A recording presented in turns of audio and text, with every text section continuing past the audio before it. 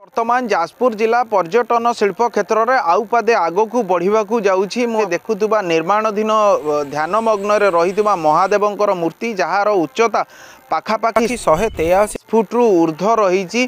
वर्तमान निर्माण कार्य गोटे प्रकार अंतिम पर्यायर आसिक पहुँची जहाँ सूचना मिलूँ आसुवा आगामी महाशिवरात्रि रे लोकार्पण होबार बंदोबस्त रही। जदि कहवा ओडिशार अन्यतम उच्चतम प्रतिमूर्ति जहाँ रही कोरापुट दामनजोड़ीर हनुमान मूर्ति कथा कहतु 108 फुट बा आपणकर राउरकेला स्थित वेदव्यास हनुमान बाटिकार हनुमान मूर्ति कथा कहतु पाखापाखि 75 फुट रु ऊर्ध रही बेले सारा विश्व भी विरल हो पारे जे महादेवंकर ध्यान मुद्रा रे थिबा मूर्ति जहाँकि 183 फुट रु अधिक उच्चतम बोली वर्तमान सूचना मिली। वर्तमान मूर्तिर कारुकार्य चलुवा बेले आपण माने सीधा देखिपे ये हूँ सही डेमो मूर्ति जो मूर्तिर आकार रे वर्तमान नूतन मूर्ति तैयारी चली। ये हूँ सही मूर्ति प्रभु महादेव ध्यान मुद्रा रे रही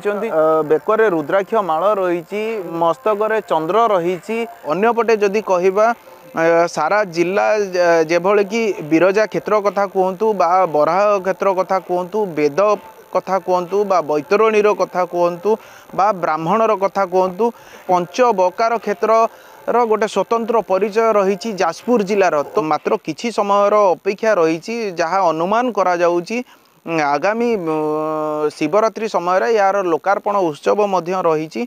मूर्तिर लोकार्पण उत्सव पर निहाती भावे जाजपुर जिला सारा विश्व रे निजर गोटे विरल कृतित्व हासिल करि पारिबो। महादेवंकर ध्यान मुद्रा कथा कहवा ध्यान मुद्रा रे विश्वर सर्वाधिक उच्चतम मूर्ति वर्तमान जाजपुर जिले में देखा मिलिबो। याकु देखिबा पई एबेठारु मध्य किछि पर्यटकंकर भीड़ स्वाभाविक भावे लागी रहिलानी। तेबे आगामी दिन में आशा करिबा जाजपुर जिलार जहाँ पर्यटन शिल्प क्षेत्र में माइल खुंट तैयारी करिबो यही उच्चतम महादेवंकर मूर्ति। जाजपुर परमेश्वर पंडा राजतिलक महांती A1 TV।